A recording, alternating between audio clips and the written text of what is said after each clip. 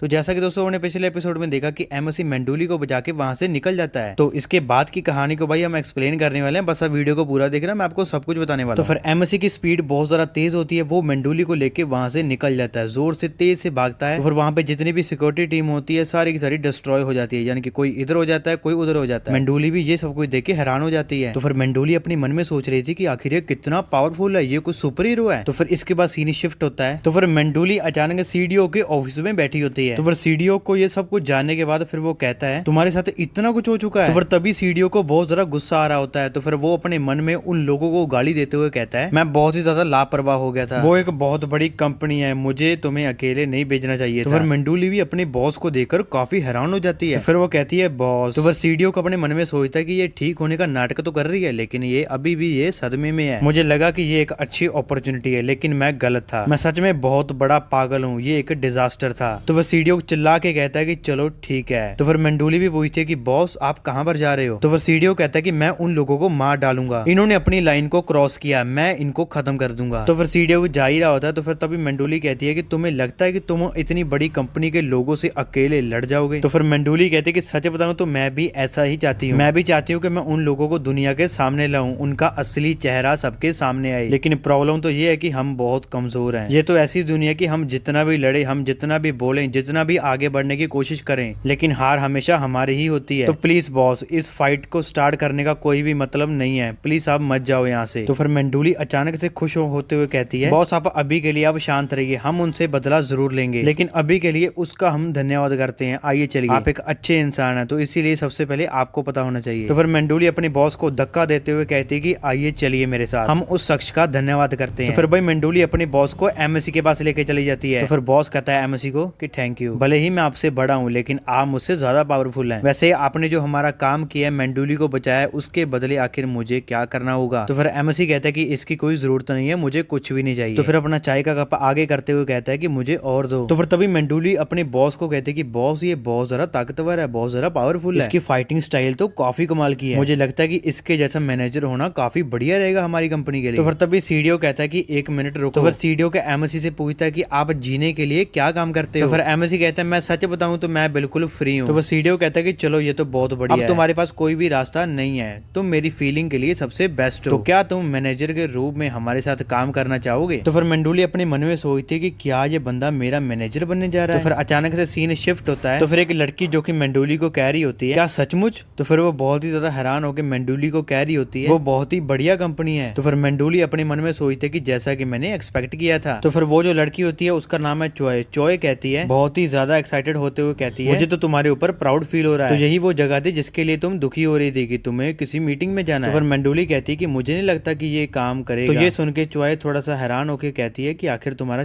कहने का मतलब क्या है। तो फिर तभी अपनी मेंडूली अपने मन में सोच रही होती है कि अच्छा हो मैंने अपनी चॉइस योन को ये बात नहीं बताई। तो फिर अचानक से चॉय मेंडूली से दूर हो जाती है। फिर वो कहती है कि मुझे बहुत ज्यादा अजीब फील हो रहा है, फिर वो सॉरी भी बोलती है। फिर मेंडूली अपने मन में सोच रही होती है कि जैसा कि मैंने सोचा था कि ये लड़की रो रही है अंदर से। तभी मेंडूली कहती है चॉय को अगर तुम्हें दुख लग रहा हो तो क्या तुम मेरी मदद करोगी। फिर चॉय कहती है कि क्या। तो फिर तभी मेंडूली कहती है कि इस कास्ट को करने के लिए कोई टिप्स या फिर कोई ट्रिक्स दे सकती हो, या फिर कुछ ट्रेड के सीक्रेट जो कि तुम्हें पता है। तो फिर इसके बाद मेंडूली हंसने लगती है। तो फिर चॉय बहुत ही ज्यादा सीरियस से उसको कहती है ये बहुत ही ज्यादा है। तो फिर इसके बाद अचानक से भाई हंसते हंसते कहती है कि चलो ठीक है मैं तुम्हारी मदद कर दूंगी। तभी मेंडूली अपने मन में सोचती है कि जैसा कि मैंने सोचा था कि ये लड़की एंजल है। तो फिर चॉय अचानक कहती है कि तुम मुझसे कुछ भी पूछ सकती हो। तो फिर अचानक चॉय से कोई भाई धक्का देता है पीछे से। तो फिर चॉय कहती है कि तुमने मुझे धक्का क्यों दिया और ये रोड तुमने क्यों ब्लॉक किया है। तो फिर ये सब कुछ देख के मेंडूली भी सोचती है कि ये लड़के एक बार फिर से आ गए। इसके बाद हमें 3 लोगों को दिखाया जाता है। तो फिर लेफ्ट वाली लड़की बोल रही होती है चॉइस योन तुम सुंदर होने का नाटक कर रही हो ना। तो फिर वो राइट वाली लड़की कहती है एक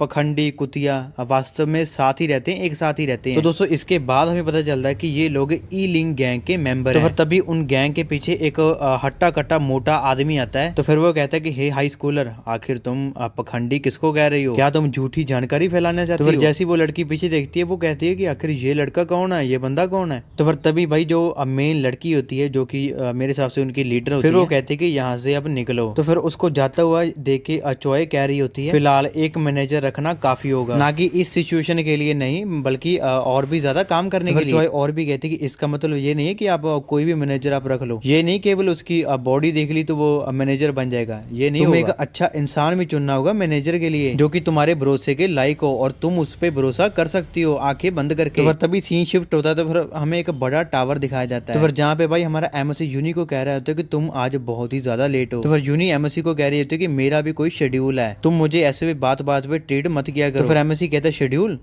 तो चलो बताओ तुम्हारा कैसा शेड्यूल है। तो फिर यूनी कहते कि मुझे अपनी पर्सनल चीजों के बारे में तुम्हें बताने की तो कोई जरूरत नहीं है। बाय द वे ये सब कुछ छोड़ो, पहले मुझे ये बताओ कि तुमने मुझे यहाँ पर क्यों बुलाया है। तो फिर एमएससी कहता है कि तुम मुझे सेलिब्रिटी मैनेजर के बारे में अब डिटेल में बताओगी कि आखिर वो लोग कैसे कैसे काम करते हैं और कहाँ जाते हैं और कहाँ कितना टाइम जाते हैं। तो फिर यूनी कहते कि क्या मैनेजर। तो फिर एमएससी कहते हैं कि वो मैनेजर जिसको मैं अच्छे तरह से जानता हूँ। तो फिर यूनी कहते कि एक मिनट, आखिर तुम उस मैनेजर के बारे में क्यों जानना चाहते हो। तो अगर हम किसी मैनेजर की बात कर रहे हैं तो मैनेजर के पास सेलिब्रिटी का सारा डाटा होता है। ये एक ऐसी नौकरी होती है कि सेलिब्रिटी की सारी जानकारी, सारा डाटा, उनका शेड्यूल, उनकी टाइमिंग, सब कुछ मैनेजर के पास होता है। एक मैनेजर की ये ड्यूटी होती है कि वो किसी को ये डाटा ना दे, बल्कि ये नहीं उसकी रक्षा भी करनी पड़ती है। तुम इसे ऐसे समझ सकते हो जैसे तुम अपनी लेडी को बचा के रखते थे ना, सेम वैसे ही। तो फिर एमएससी कहते हैं कि चलो ये तो ठीक है। तो फिर यूनी कहते हैं कि अब मैं तुमसे ये पूछ सकती हूँ कि आखिर तुमने ये मुझसे पूछा क्यों। तो फिर एमएससी कहता है मैं सच बताऊं तो मुझे एक जॉब मिली है। तो फिर यूनी कहती है कि क्या जॉब मिली है। कि मुझे मंडोली के मैनेजर की जॉब मिली है। तो फिर यूनी कहते कि मुझे पहले ही पता था, तुम सच में बहुत बड़े पागल हो, तुम तो सच में बहुत ही ज्यादा शेमलेस हो। तो फिर एमएससी कहते कि मैं तुझे सच बताऊं तो मुझे मंडोली की वजह से काफी कुछ पता चला है। तो फिर यहाँ से भाई सीन शिफ्ट होता है तो फिर हमें एक बॉडीगार्ड दिखाया जाता है। तो फिर जो बॉडीगार्ड के सामने जो बंदा खड़ा होता है वो कहता है कि अच्छा तो तुम अब मिशन फेल कर चुके हो। तो फिर वो बॉडीगार्ड कहता है कि सर आप मुझे माफ कर दीजिएगा। और हाँ वो कोई ऑर्डिनरी गाय तो नहीं था। तो फिर वो बंदा कहता है कि तुम कह रहे हो कि वो एक ऑर्डिनरी पर्सन नहीं था। तो फिर इसके बाद भाई एक बार फिर से सीन शिफ्ट होता है तो फिर हमें एमएससी को दिखाया जाता है। तो फिर तभी एमएससी कहता है कि जब मैं उसकी मदद कर रहा था मेरी काफी सारी लोगों से लड़ाई हुई थी, वो मेरे हिसाब से डेफिनेटली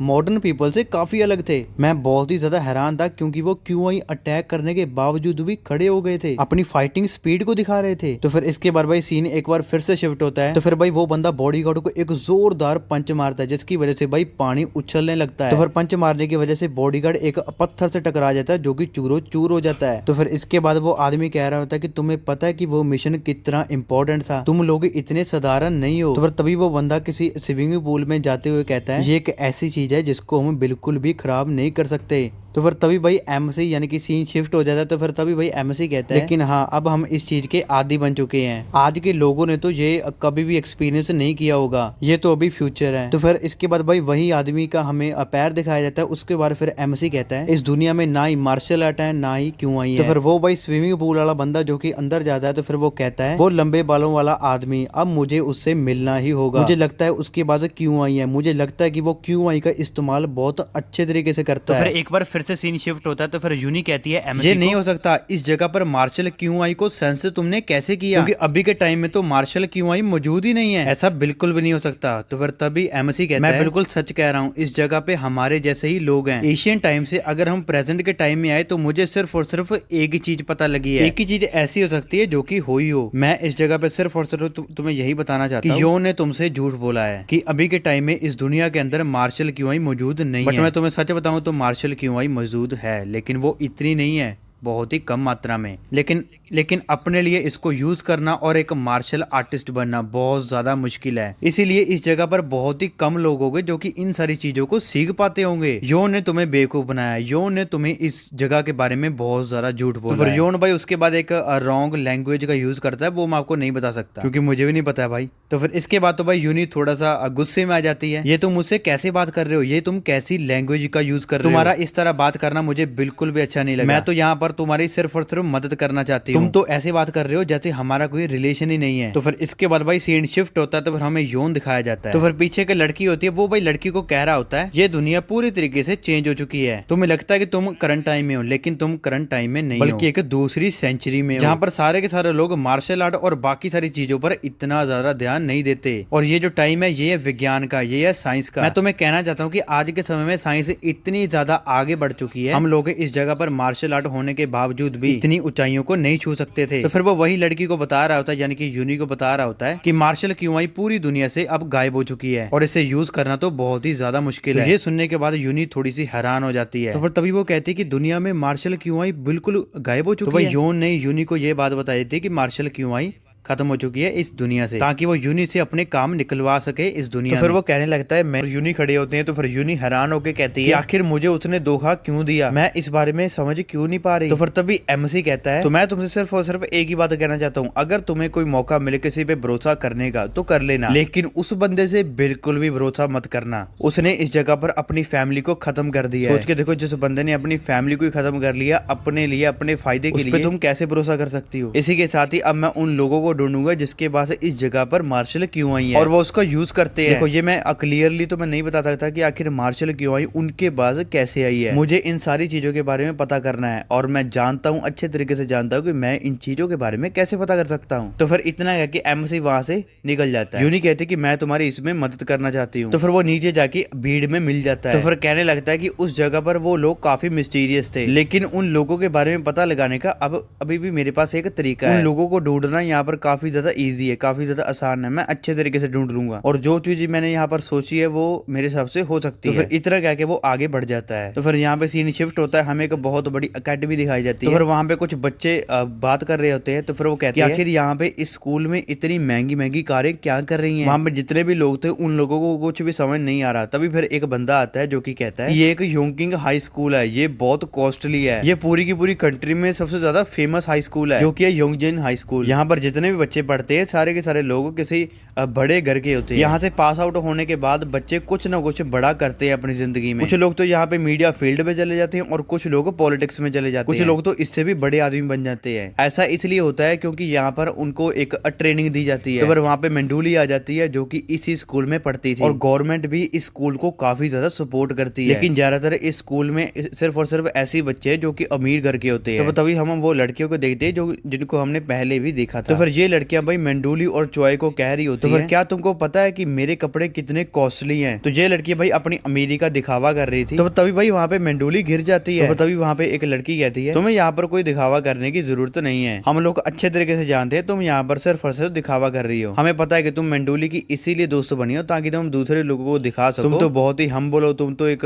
अच्छी इंसान हो। इसके बाद हमें बताया जाता है कि जो मेंडूली होती है वो बहुत ज्यादा गरीब होती है, सिर्फ और सिर्फ स्कॉलरशिप की वजह से वो इस स्कूल में एडमिशन अपना कर सकी। तो फिर तभी वो लड़कियां मेंडूली को कहते हैं कि तुम तो यहाँ पर बहुत ज्यादा गरीब हो, तुम्हें यहाँ पर आने की कोई जरूरत नहीं, तुम्हारे लिए स्कूल नहीं बने, तुम्हें स्कूल में आने की कोई जरूरत नहीं, तुम इस अकेडमी को छोड़ दो और यहाँ से निकल जाओ, तुम अपने घर पर रहो, इस कंट्री को भी छोड़ दो। तभी मेंडूली को बहुत ज्यादा गुस्सा आ रहा होता है। तो फिर वो उससे फाइट करना चाहती थी, लेकिन भाई मेंडूली अच्छे तरीके से जानती थी कि अगर मैं फाइट करूंगी तो यहाँ पे माहौल खराब हो जाएगा। तो क्योंकि इन अकेडमी के अंदर एक ऐसा बुली बॉय है जो कि इनको सपोर्ट करता है। तो वो बुली बॉय के बारे में सोच ही रही होती है। तो फिर तभी वहाँ पे वही बुली बॉय यानी कि चिन आ जाता है। तो फिर तभी चिन कहता है कि अगर मैं यहाँ पर ना आता तुम यहाँ पर क्या करने की कोशिश कर रही थी। तो फिर तभी भाई वो दोनों लड़कियां वहां से निकल जाती हैं। तो फिर तभी चिन कहता है तो अगर मैं यहाँ पर सही टाइम पे ना आता तो यहाँ पर फाइट हो सकती थी। तो फिर एक लड़की कहती है कि तुम्हारे होते हुए हमें यहाँ पर कोई भी नुकसान नहीं पहुंचा सकता। तो फिर तभी चिन कहता है ये इतना भी ज्यादा आसान नहीं है कि मैं सारी चीजों को हैंडल कर सकूं। तो फिर इसके बाद भाई टीचर आ जाता है। तो फिर टीचर कहता है कि सारे के सारे बच्चे अपनी क्लास में चलो। तो फिर इसके बाद यहाँ पर बताया जाता है कि यहाँ पर एक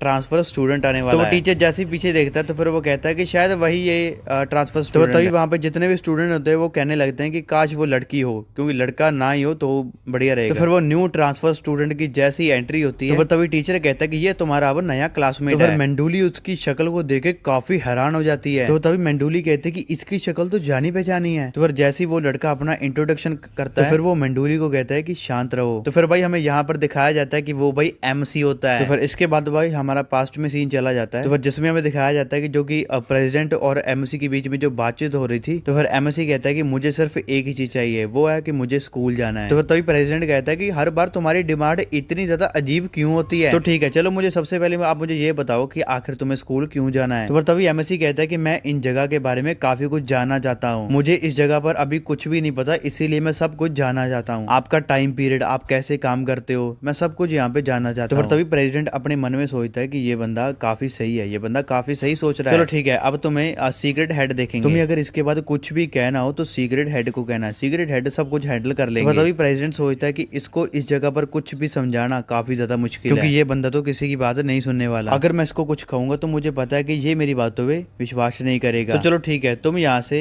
मेरे साथ चलो, तुम्हें जल्दी एक अकेडमी में यहाँ पर भेज दिया जाएगा। तो फिर इसके बाद भाई सीन शिफ्ट होता है। तो फिर हमें वही क्लासरूम दिखाया जाता है। तो फिर वहाँ पे जो क्लास है वो खत्म हो जाती है। तो फिर एमसी के चारों तरफ भाई लड़कियां खड़ी रही होती हैं तो फिर लड़कियां एमसी से पूछ रही होती हैं तुम्हारे ये जो लंबे बाल है वो काफी अच्छे लगते हैं, और साथ ही आखिर तुम किसके बारे में सोच रहे हो, क्या तुम यहाँ पे सेलिब्रिटी बनना चाहते हो। लेकिन एमसी कुछ भी नहीं बोल रहा होता, सिर्फ और सिर्फ इनकी बातें सुन रहा होता है। तो फिर इसके बाद भाई वहाँ पे चिन्ह आता है जो कि कहता है कि रास्ते से हटो, मैं देखता हूँ आखिर ये कौन है। तो फिर तभी चिन्ह कहता है कि अच्छा तो तुम हो, तुम जब यहाँ पर आए तो मुझे लगा कि तुम काफी ज्यादा अच्छे एक बॉडी बिल्डर हो, यानी कि तुम्हारी बॉडी को देख के मुझे काफी अच्छा लगा, मुझे लगा कि तुम काफी ट्रेनिंग करते हो, तुम मुझे अपना वर्क रूटीन बता सकते हो। फिर एमएससी कहते हैं कि मैं यहाँ पर काफी सारे लोगों को काट चुका हूँ। तो फिर तभी जिंग कहता है काफी बढ़िया मजाक करते हो। तो फिर इसके बाद अभी एमएससी एकदम से शांत हो जाता है, चुप हो जाता है।